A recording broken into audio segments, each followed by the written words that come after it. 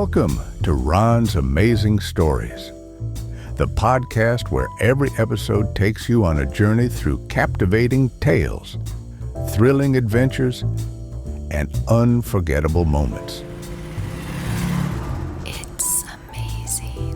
From heart-pounding mysteries to inspiring true stories, we'll bring you narratives that spark your imagination and keep you on the edge of your seat.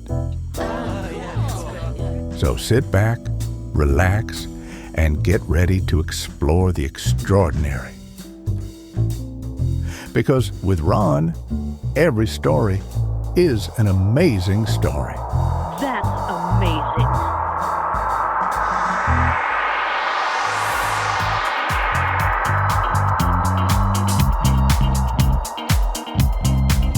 It's that you said.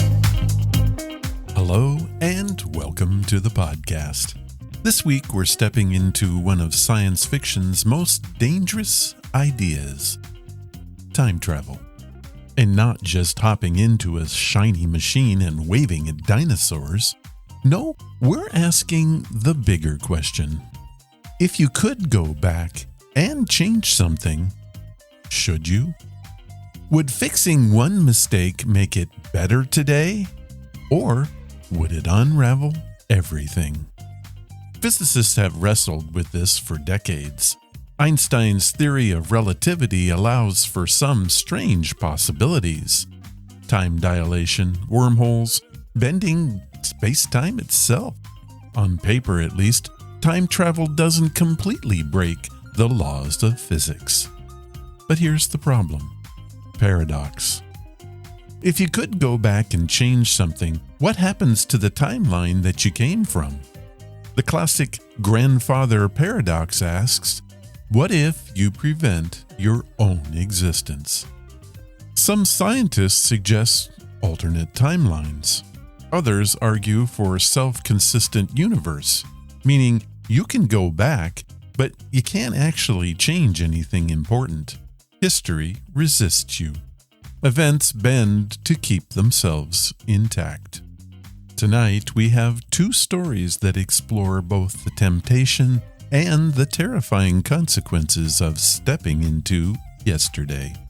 And as we'll discover, sometimes the smallest footprint can echo across eternity.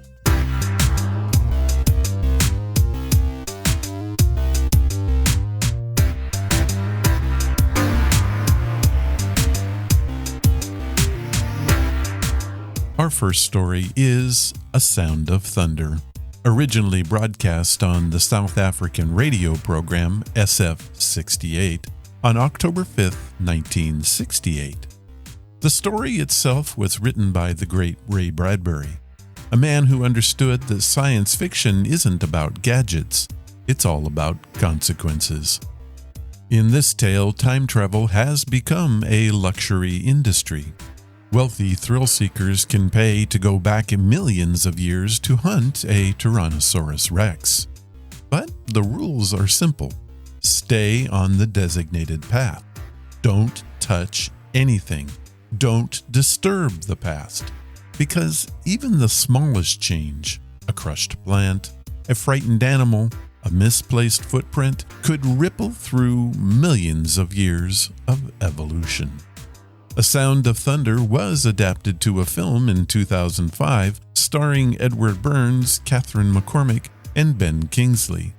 The premise remained the same: interfere with the past and the present may not survive. Because in Bradbury's world, evolution is a delicate line of falling dominoes, and humanity stands at the very end of it. So, let's step back very carefully and listen to A Sound of Thunder.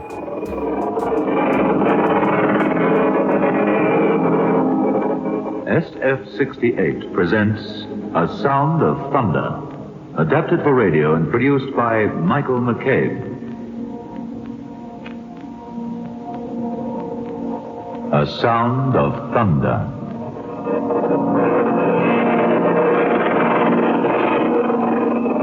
Time Safari Incorporated.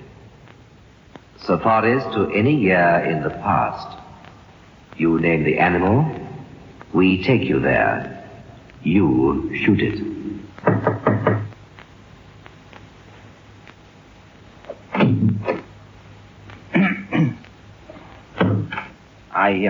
I wanted to inquire about your offer, this time safari. Yes? Does this safari guarantee I come back alive? Huh? We guarantee nothing, except the dinosaurs. Ask Mr. Travis to come in here, please. Travis is the safari guide. If you're interested, he'll tell you more. The inclusive cost will be $10,000. Safari guide in the past.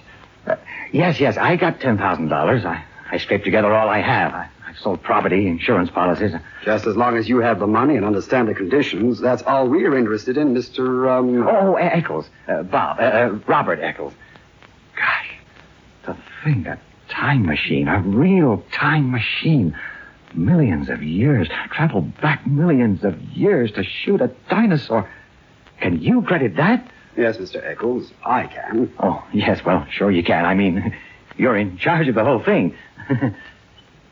This Mr. Travis, the guide, you said conditions? You said something about conditions? If Travis says no shooting, there's to be no shooting. He'll tell you where and when to shoot. If you disobey instructions, there's a stiff penalty of another $10,000, plus possible government action on your return. Wow. You know, it's kind of funny.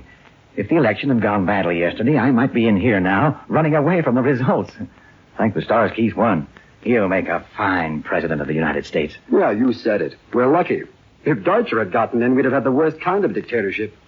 There's an anti-everything man for you, Deutscher. A militarist. Anti-intellectual, anti-human, anti-every darn thing there is. Everything that's good, that is. People call Time Safari Incorporated up, you know, joking and yet not joking. Said if Deutscher became president, they wanted to go live in 1492. Of course, it's not our business to conduct this case, but to form safaris.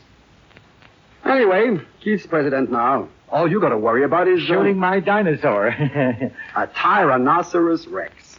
The thunder lizard. The darndest monster in history. Sign this release. Anything happens to you, we're not responsible. Those dinosaurs are hungry. Oh, yeah. Trying to scare me? Frankly, yes. We don't want anyone going who'll panic at the first shot. 6 safari leaders were killed last year and a dozen hunters. We're here to give you the greatest thrill a real hunter ever asked for. Traveling you back 60 million years to bag the biggest darn game in all time. Well, Mr. Travis. Customer here. He's all yours.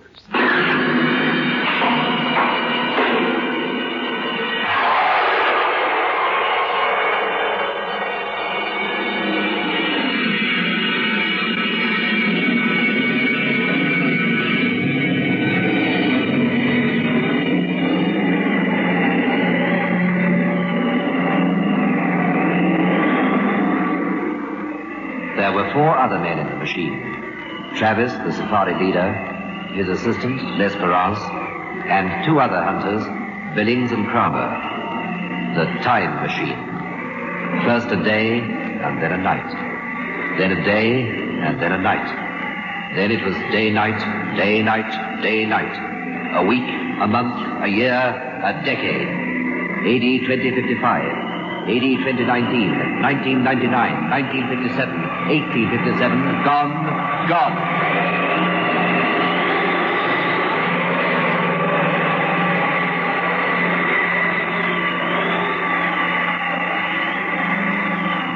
Can these guns get a dinosaur cold? If you hit them right. Some dinosaurs have 2 brains, you see, one in the head, another right down the spinal column. You put your first 2 shots into the eyes. If you can, blind them. Then go for the brain.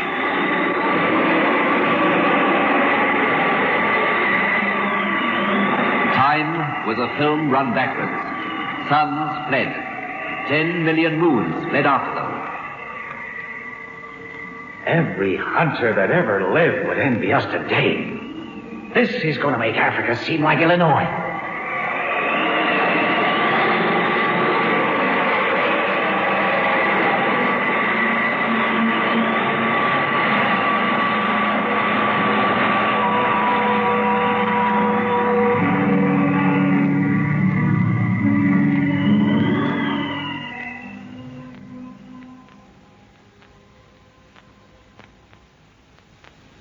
The sun stopped in the sky. The fog that had enveloped their machine blew away, and they were in an old time. A very old time indeed. 3 hunters and their safari guides with their blue metal guns across their knees.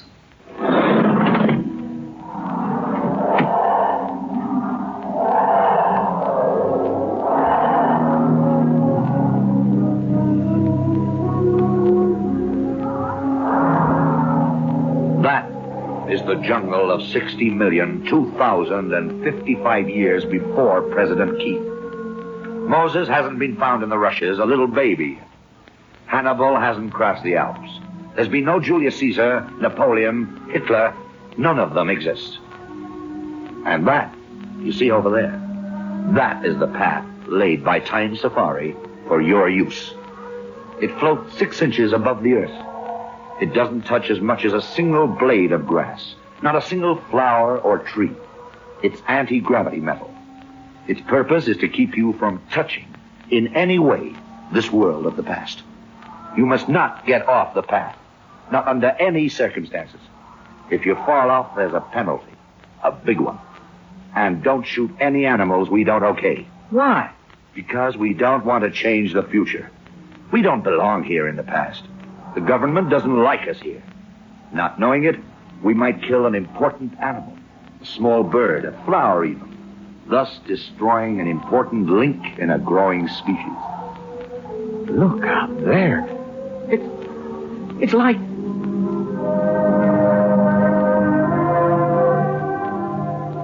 Now, I'm not sure I follow about if we kill something Okay, look. Say we accidentally killed one mouse here. That'd mean all the future families of that one mouse are destroyed, right? Right. And all the families of the families of the families of that one mouse. With one stamp of your foot, you annihilate first one, then a dozen, a million, a billion possible mice. So they're dead, so what? Say, can we get out there now? Hold it. Now, you've got to understand this thing. You kill the mice. For the want of those mice, a fox starves to death. For want of 10 foxes, a lion starves. For the want of that lion, all manner of insects, vultures, a million life forms are thrown into chaos and destruction. 10,000 years later, a caveman goes hunting saber-toothed tigers. But you, coming out of the present, have wiped out all the tigers in that region by killing one mouse. So the caveman starves. But this caveman isn't just any old caveman. He's an entire future nation. From his loins would have sprung 10 sons.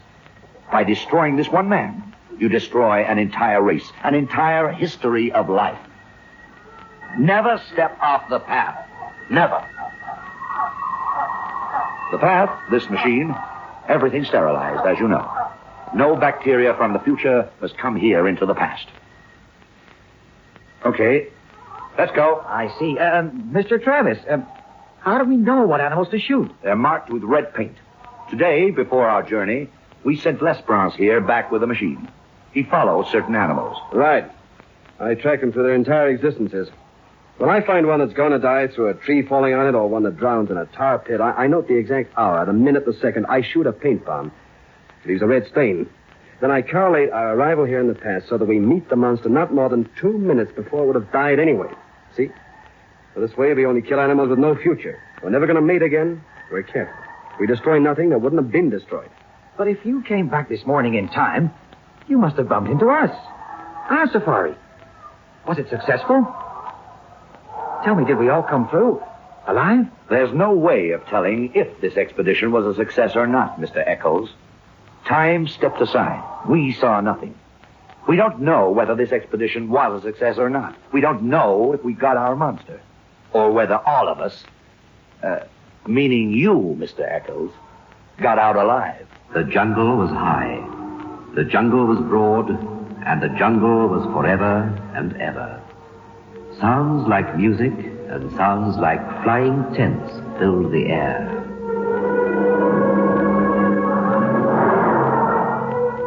The gentlemen from out of the future walked along their floating roadway into the heart of the past.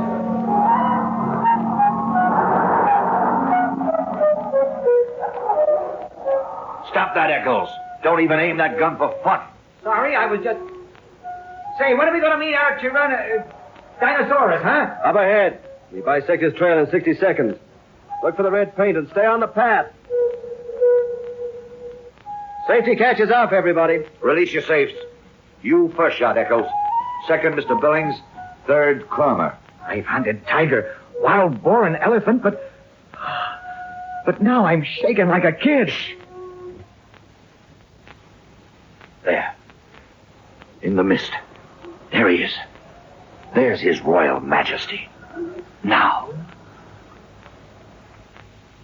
And everything was suddenly still. It was as if someone had shut a door on the world. And then, from out of the mist, 100 yards away, came Tyrannosaurus Rex, and a sound of thunder.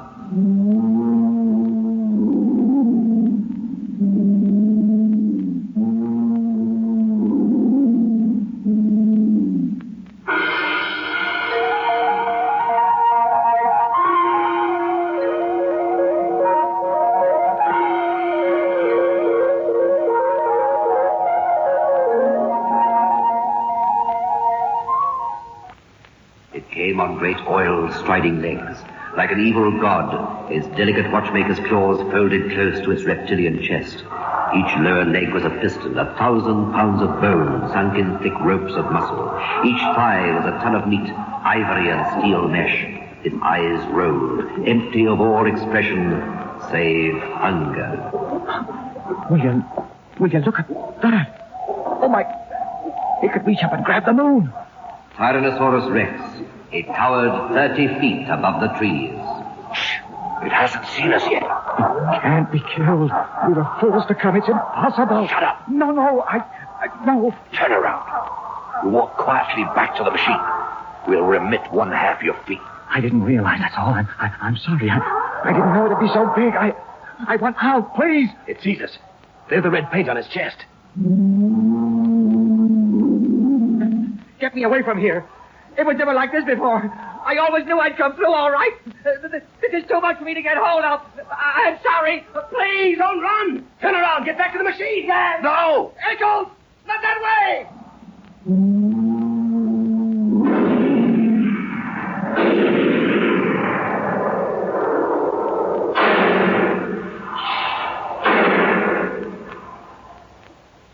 Eccles ran blindly along and off the pathway and into the jungle.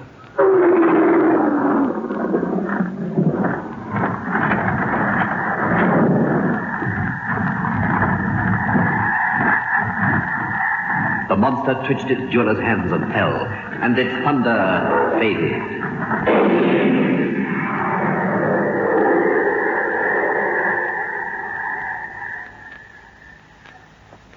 In the time machine, Eccles lay shivering. He had found his way back to the path, back to safety.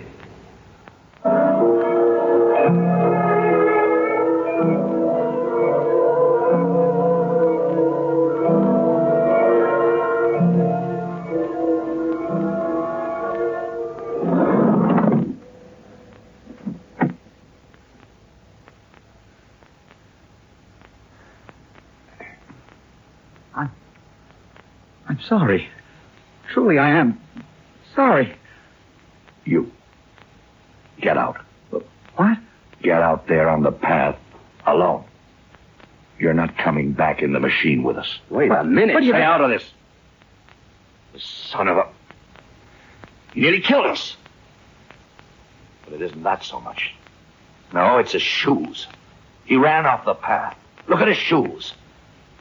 This ruins us. Nobody could even guess how much we'll have to forfeit.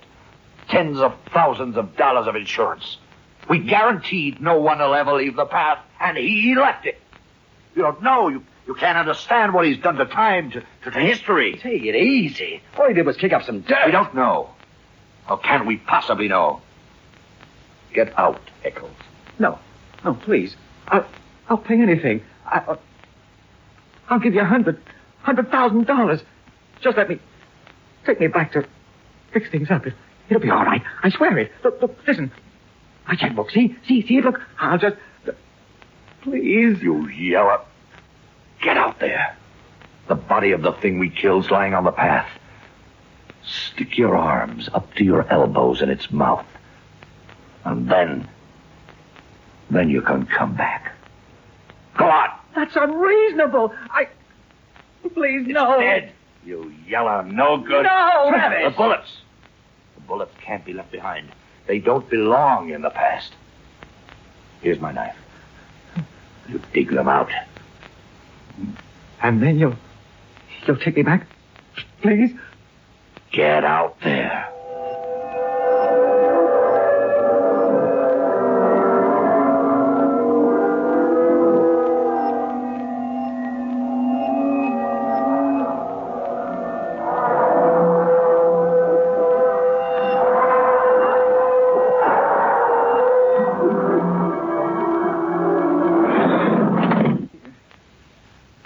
Here's what you want. The bullets. Oh, the smell.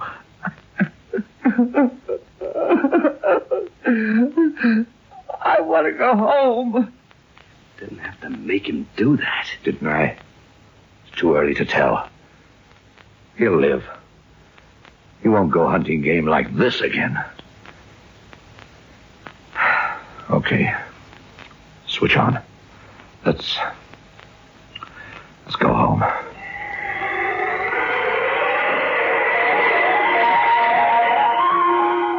$10 million, $5 million, 2, 1, 500, 1000, 1490, 1776, 1812, 1980, 90, 2000.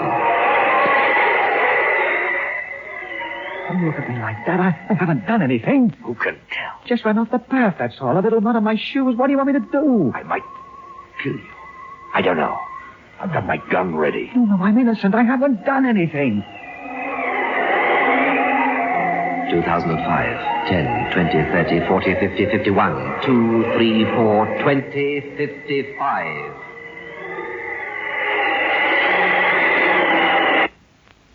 And the machine stopped. Get out.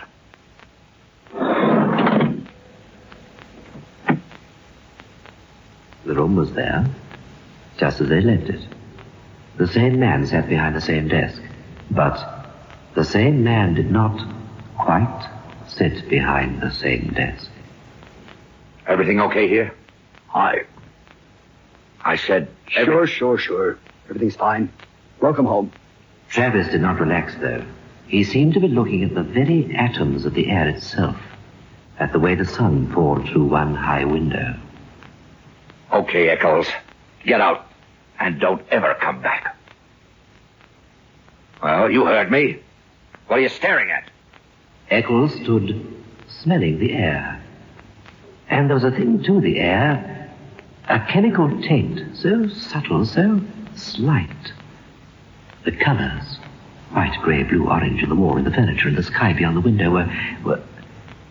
And there was a feel. What sort of world it was now, there was no telling. He could feel them moving there beyond the walls almost, like so many chess pieces blown in a dry wind. Eccles. I said, what are you staring at? But the immediate thing was the sign painted on the office wall, the same sign he had read earlier on first entering. Time Safaris Incorporated. Safaris to any year in the past. You name the animal, we take you there. You shoot it.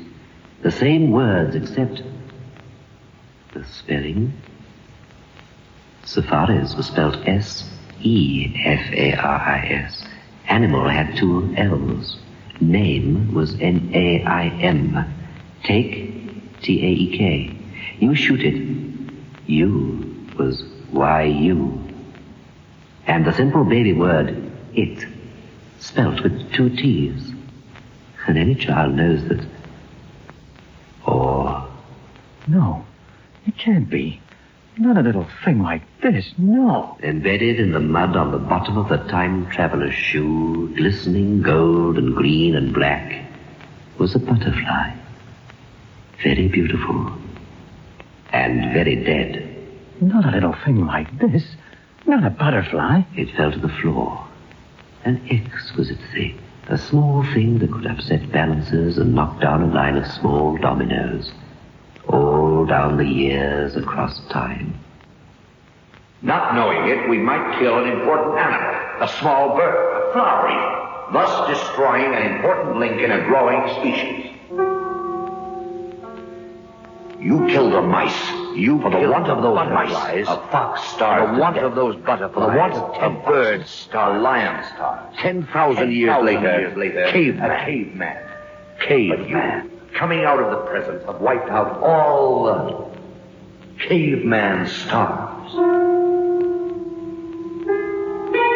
Step on a butterfly, and you leave your footprint like the Grand Canyon across eternity. Queen Elizabeth might never be born. Washington might never cross the Delaware.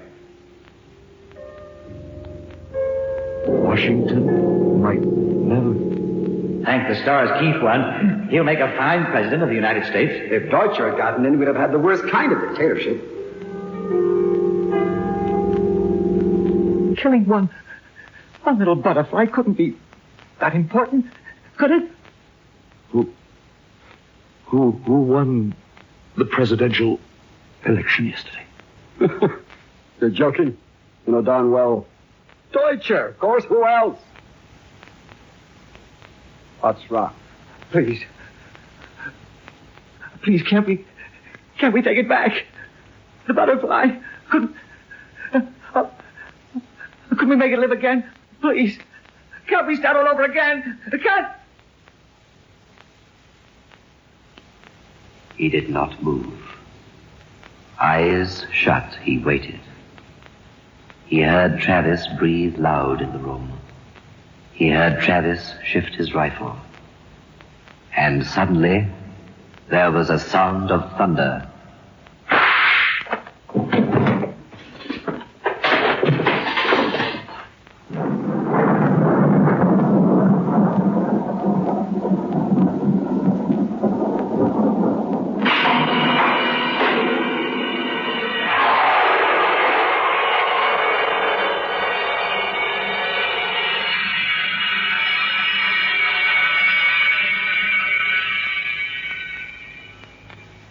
You have just been listening to A Sound of Thunder by Ray Bradbury, brought to you by Biotex, the new soak and pre-wash powder. A Sound of Thunder was adapted for broadcasting and produced by Michael McCabe. Listen again next Friday night at 9:30 to SF-68. That was A Sound of Thunder. Bradbury's warning is elegant and brutal. History is fragile. In the story, one small misstep, a crushing of a butterfly, alters language, politics, even the outcome of an election. The message is clear. Chaos theory before, chaos theory was cool. Modern science actually supports this idea. In complex systems, tiny inputs can create massive changes. It's sometimes called the butterfly effect. A minor disturbance in the past could amplify over time into something, unrecognizable. But here's the twist. What if you really could change anything? Our second story comes from the legendary radio series X-1, and it first aired on January 11th, 1956. Time and time again tells the story of a soldier who narrowly escapes death only to find himself thrown back in time. Unlike the tourist in our first story, this man isn't chasing thrills. He's trying to change history, to prevent tragedy, to fix what went wrong. But can he?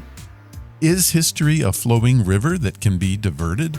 Or is its track already laid where every event, even time travel itself, was always part of the plan? This next story leans towards something deeper, something almost philosophical. So let's find out with the story, Time and Time Again. Countdown for blast off. X-5, 4, 3, 2, X-1, fire.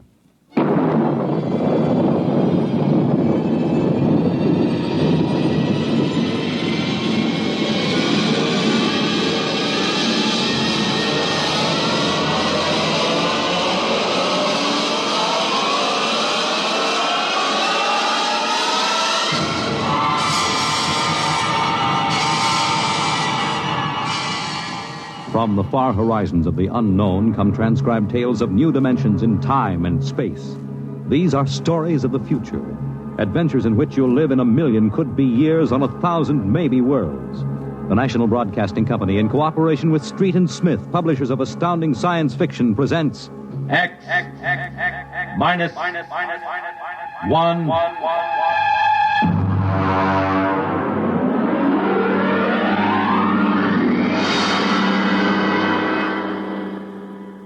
Tonight's story, Time and Time Again, by H. Beam Piper.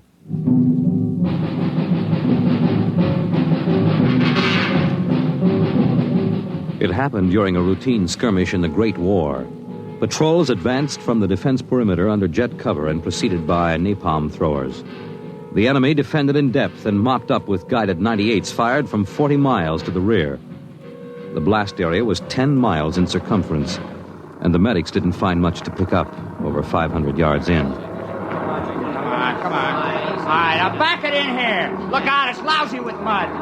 More. Now, cut left. More, hold it. Stretches. Come on, Travers, get those men out. Yes, sir. Get a move on. Line them up. Come on. Easy. You want to kill them? Okay, take it away. Left those Joes where they was. Half of them won't last till the plane comes. As long as they're alive, they'll be treated. Get those tags out, Travers. Start taking names. Yes, sir. This one must have been 1,000 yards in. Get his dog tag out. What a mess. Here. Hartley Allen, Captain G5 Chem Research, AN 73D. Number SO 23869403-J. Hartley? Alan Hartley. Oh. That must be the Hartley that wrote Children of the Mist and Conker's Road. Never heard of him. Major, I think maybe he's partly conscious. Had I better give him another shot? Go ahead, Sergeant. There isn't much else we can do for him. It's a rotten shame. Yeah, ain't it always? Okay, Captain, let me have that arm. There.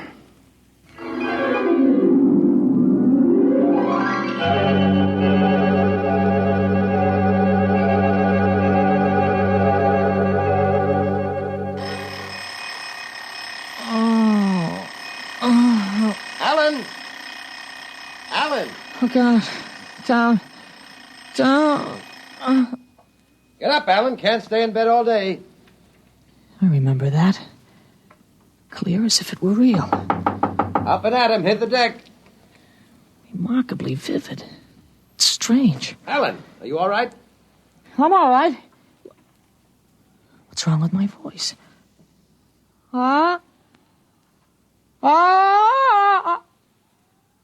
It's too high. What are you doing? Practicing singing? My voice has changed. Is that all? You're growing up. Happy birthday. Happy birthday? Hey, wake up, son. Wake up. I am awake. It's impossible. I am awake. Well, the way you slept through that alarm, I'd say it was impossible. Come on, out of bed. I don't understand. You went to bed at a decent hour. You could wake up the next morning. Come on, son. Breakfast waiting. Out of bed or I'll turn it over. All right. It's a dream. Maybe, but you're wide awake now. I am. I'm awake. Well, half awake anyway. That's the bell at St. Boniface, isn't it? What day is it? Are you kidding? You forget today's your birthday? No, I didn't forget. Neither did I. Here, son. Happy 13th birthday.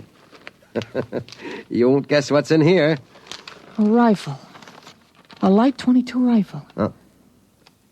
Oh, now how did you know that? I remembered. Did I spill the beans sometime? Oh, I could have sworn it would be a surprise. Well, go on. Open it.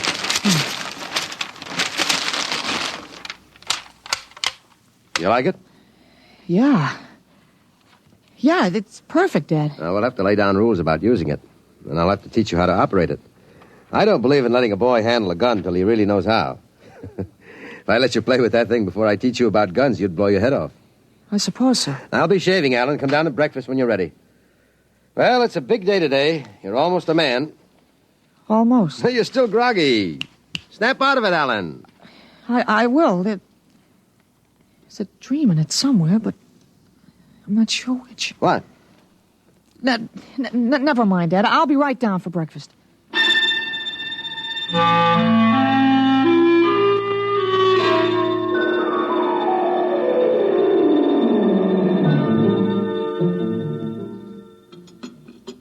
What you going to do today, son? I want to do some reading this morning, I guess. That's always a good thing to do. After breakfast, suppose you take a walk down to the station and get me a Times. Didn't it come? What, the Times? Well, they don't deliver. Be a good idea, though. Maybe I'll talk to Sam Ashburn about it. Here's a $50, Alan. Get anything you want for yourself out of the change. Thanks, Dad. Finish your milk before you go. Sure, Dad. Thanks for the money. You're big enough to handle it now. Hurry back. I'd like to finish the crossword puzzle before lunch.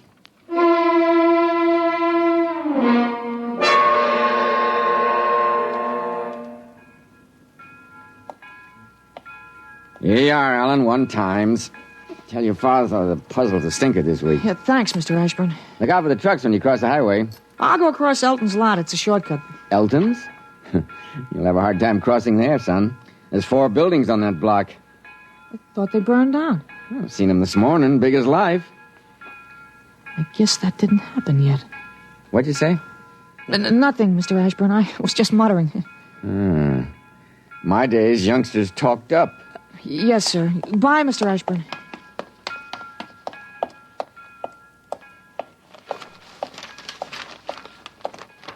Monday, August 6th, 1945. Okinawa 1. Bombing Japan. Hey, Alan. Alan, wait up. Hey, Larry Morton. Hi, Larry. Hi, Al. You going to Sunday school?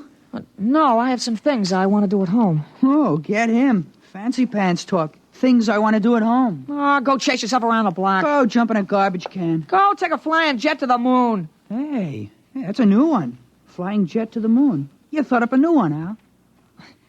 Yeah. I wish I could stay home from Sunday school when I wanted to. How about us going swimming at the canoe club after? Oh, I wish I could. I gotta stay home. We're expecting company. A couple of aunts of mine. Dad wants me to stay home when they come. Aunts are a pain. Nothing I can do. You see the football movie at the Grand? Boy, what a team. Notre Dame. I thought you'd like Cornell. Cornell? They couldn't beat Vassar. Well, you're gonna go to Cornell, aren't you? Me, Cornell? Fat chance. I'll bet you do. I wouldn't take your money. Well, I know you wouldn't, but you'll go to Cornell, all right.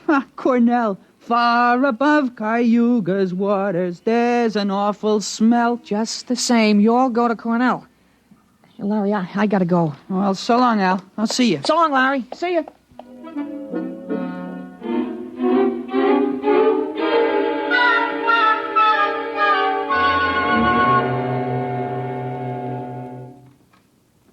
I'm stuck in this corner. 7-letter word, a mix in proportion. Tight. Huh? Tight. T-I. It fits. Now, how did you know that, Alan? That? I read it somewhere, I guess. Oh. What you reading now? Tarzan again? No, not Tarzan. It's refreshing to see you with a book. Sometimes I think I ought to forbid comic books in the house. Yeah, they must be raising the devil with those bombing raids in Japan. How long do you think the war in Japan will last, Dad? Oh? I'd say to the middle of 1946.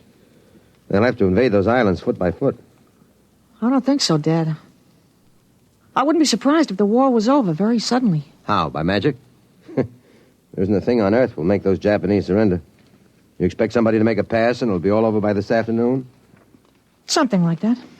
I wish it could. A lot of boys dead in the invasion of Japan. Mr. Hartley, excuse me, please. Oh, hello, Mr. Gutchell. That's Frank Gutchell, Dad? That's right. Excuse me. I didn't mean to disturb you, Mr. Hartley. It's all right. Lovely day, isn't it, Mr. Gutchell? Mr. Hartley, the Lord's Day is always beautiful. Of course, Mr. Gutchell. Mr. Hartley, I wonder if you could lend me a gun and some bullets. My little dog's been hurt, and it's been suffering something terrible. Oh, that's too bad. I want a gun to put the poor thing out of its pain. Of course. How would a 20-gauge shotgun do? You wouldn't want anything heavy. I was hoping you'd let me have a little gun. Maybe, so big. Pistol? So I could put it in my pocket. It wouldn't look right to carry a hunting gun on the Lord's Day. And people wouldn't understand that it was for a work of mercy. Of course, I understand. You're a very religious man. The whole world is evil, Mr. Hartley. Yeah, sometimes it certainly looks like it. Well, I have a Colt 38 Special from the auxiliary police outfit. Well, that's fine. Now, you've got to bring it right back, Mr. Gutchell. I might be called out.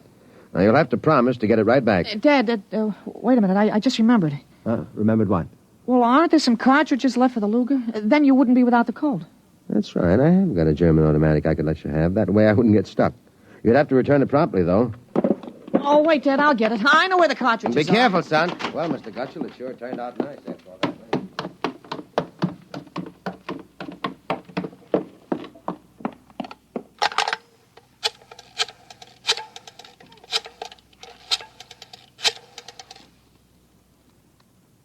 Hello, police headquarters. This is Blake Hartley. Frank Gutchell, who lives on Campbell Street, has just borrowed a gun from me, ostensibly to shoot a dog. What? No, he has no dog. He intends shooting his wife. Now, listen, he'll walk home. If you hurry, you can get a man there on time. What? No, but I wish you'd get my pistol back to me. It's from the First World War. All right, then you'll take care of it. Goodbye.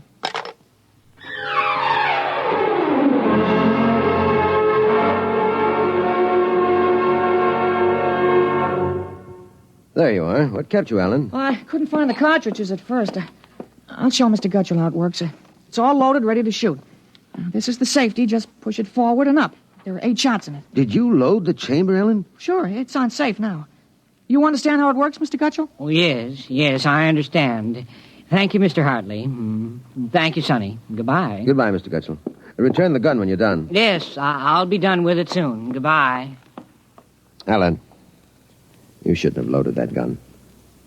I guess it's all over now. I had to keep you from fooling with it. I didn't want you to see I took out the firing pin. You what? Gutchell didn't want that gun to shoot a dog. He's a fanatic. He sees visions, hears voices. The voices probably put him up to this. Well, I'll submit that any man who holds intimate conversations with disembodied spirits isn't to be trusted with a gun. What are you talking about? While I was at it, I called the police upstairs. I put a handkerchief over my mouth and told them I was you. You?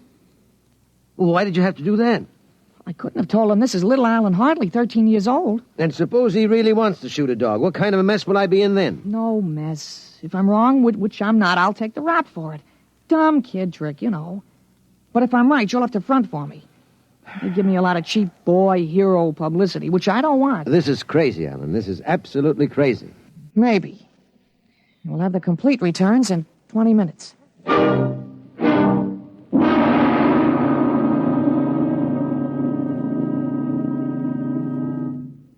Mr. Hartley? Mr. Blake Hartley? That's right. I'm Detective Sergeant Koborski from Homicide. Here's your Luger. Thank you. I don't know how you spotted that guy, but when we busted in, he was pointing that gun at his wife and swearing a blue streak because it wouldn't go off. I'm glad I was able to help. You know, they may even have some kind of a citation for you, Mr. Hartley. I don't think that's necessary. In the department, we figure a little publicity never hurt nobody. Even a lawyer, huh? I really would prefer it if it were kept quiet. Well, whatever you say. We'll want you to drop around in the morning for a statement. I'll be glad to. Well, goodbye. Goodbye, Sonny. Goodbye, Sergeant. Why don't you take the citation, Dad? Well, you were right. You saved that woman's life. Now, let's see you put back the firing pin. Sure. Here. All right, Alan. Suppose we have a little talk. But I explained everything. You did not. Yesterday, you wouldn't even have known how to take this pistol apart. Today, you've been using language and expressing ideas that are outside of everything you've ever known before. Now, I want to know... I hope you're not toying with the medieval notion of obsession. What? Well, you say I'm changed. When did you first notice this? Well, last night, you were still my little boy. This morning, I don't know. You've been strange all day. There's been something... Alan, what's happened to you? I wish I could be sure myself, Dad. You see, when I woke this morning, I hadn't the least recollection of anything I'd done yesterday, August 4th, 1945. Oh, but that's serious. You don't know how serious. My last memory was lying on a stretcher, injured by a bomb explosion. I was 43 years old, and the year was 1975. 1975? Well, that's right. You'll be 43 in 1975, but a bomb? Yes, during the siege of Buffalo in the Third World War. I was a captain in G5, Scientific Warfare, General Staff. Buffalo? You mean Buffalo, New York? There'd been a transpolar invasion of Canada. I was sent to the front to check on service failures of a new lubricating oil.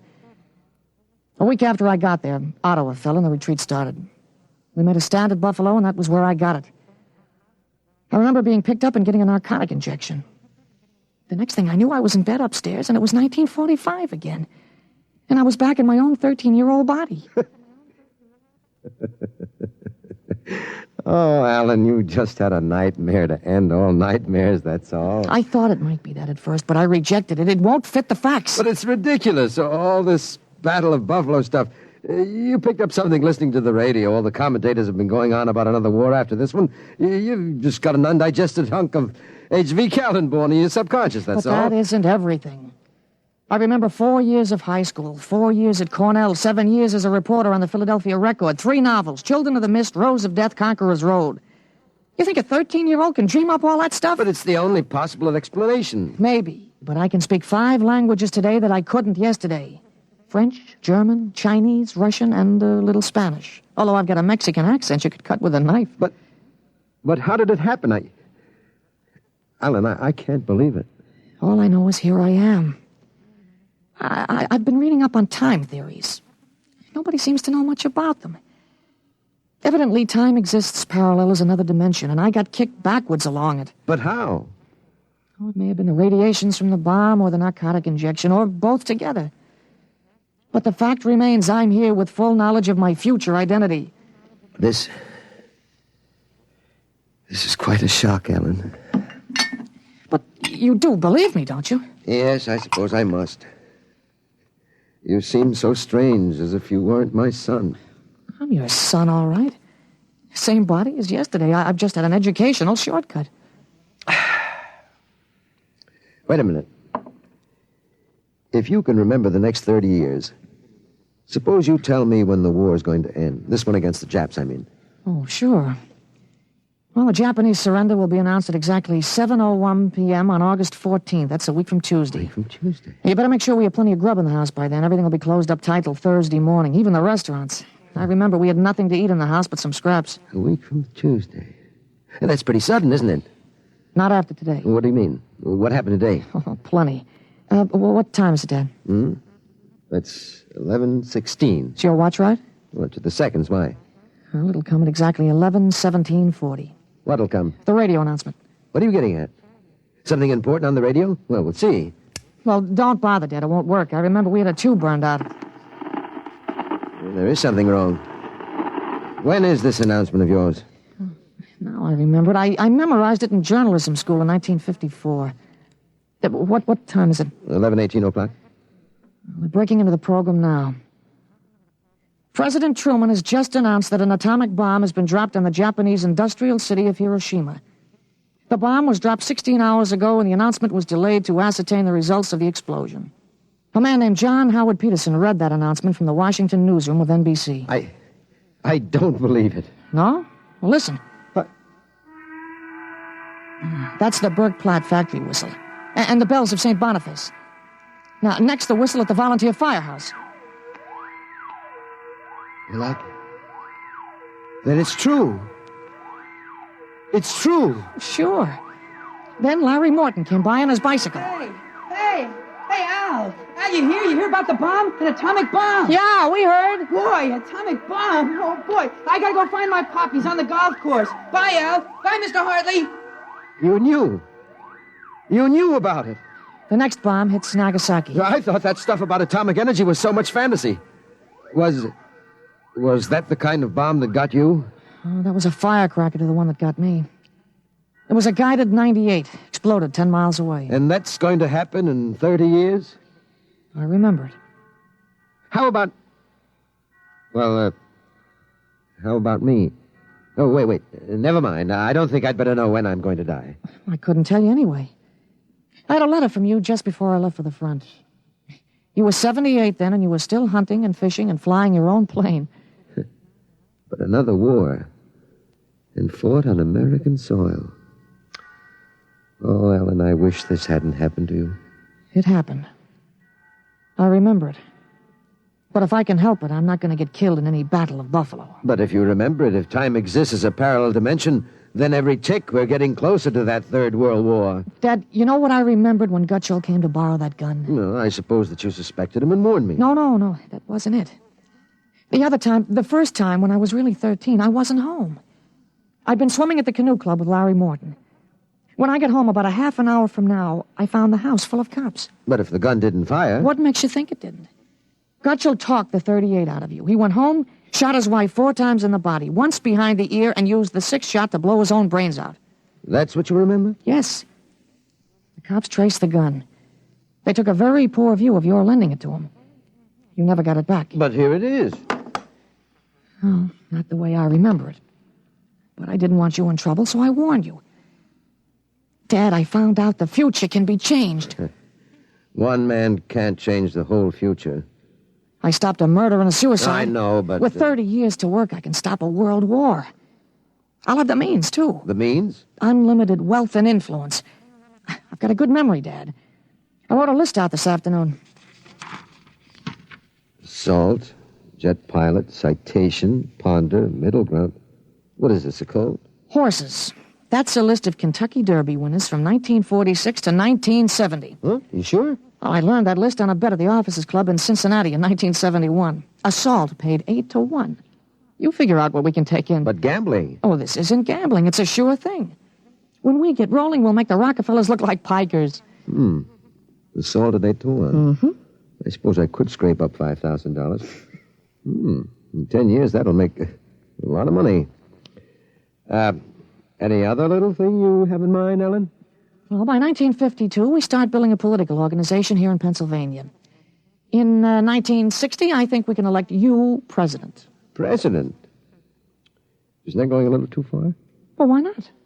Who wouldn't vote for a politician who was always right? Besides, that's the one thing we've got to change. In 1960, we had a man in the White House who was good to his wife and sang a nice tenor, and that's about all. He fouled up so completely, we ended up at war. Now, I think President Hartley might be a little more trusted to take a strong line. But I don't know anything about international decisions. I do. I know all the wrong ones. If we can stop one murder, we can stop a war. It's worth a try, isn't it? I guess so. How do I start? Well, as I remember, just after the bomb announcement, you got a phone call from the City Fusion Party about the next election. Well, there's a lot of talk about a reform ticket. Well, that call is going to be important, Dad. It's the turning point. Now you've got to know. There it is. Well, what do I do? Well, answer it. Go ahead. But... Don't worry. I'll tell you what to do. Go ahead. Hello? Yes, this is Blake Hartley. Judge Cribbins. Yes. Just a moment. Alan. Oh. He's asking me to run. Oh, my head. Alan. Oh. Alan, what's the matter? Oh. Alan. He passed out. Alan, what do I do now? Alan, listen to me. Alan. Alan, what's the matter?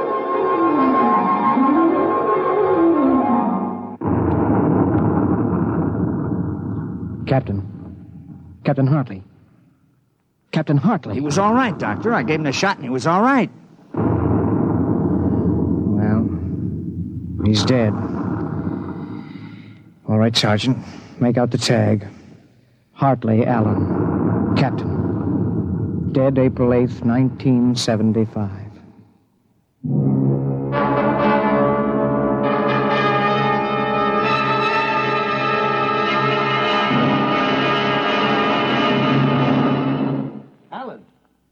Alan, what happened? Alan! Alan!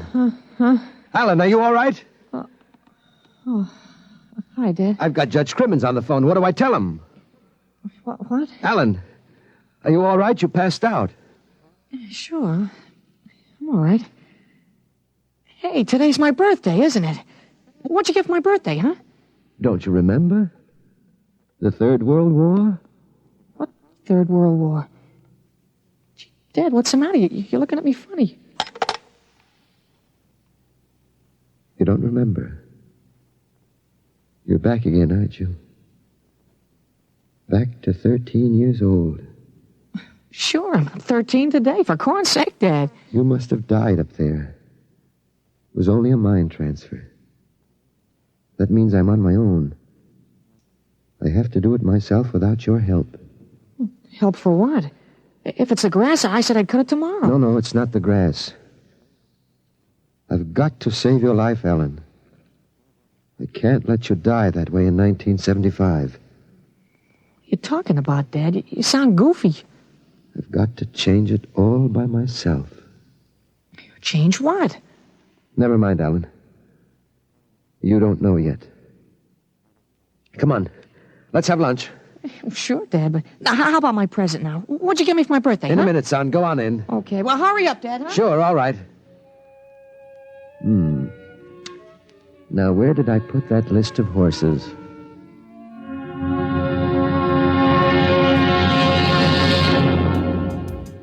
That was Time and Time Again.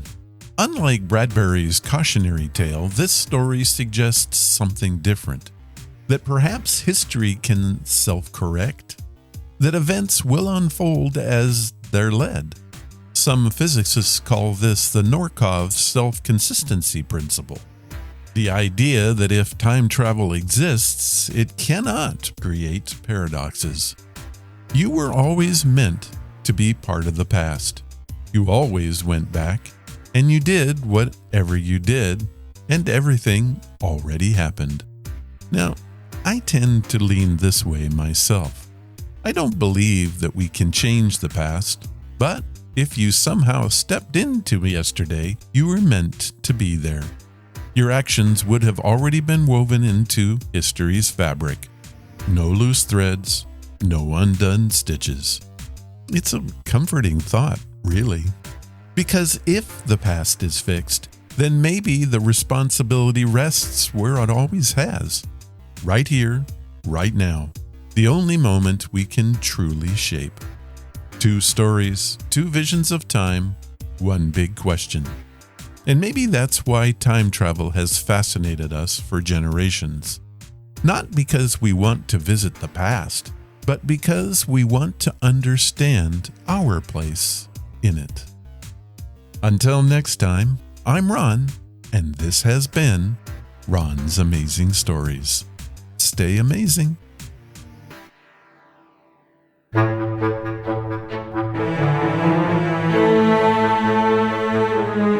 That was episode number 726, and it was brought to you by Audible.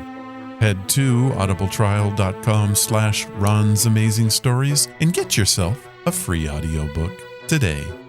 You help the show if you do it. Thank you, Audible. If you want to follow the podcast or the blog, head to ronsamazingstories.com. There you will find any of the links that I mentioned and how to contact us. Do you want to help the show? The best thing you can do is to tell your friends all about us and leave reviews and comments wherever you listen. Clicking that follow or like button helps us grow. Thank you for listening, and I hope you come again to find out what are Ron's Amazing Stories.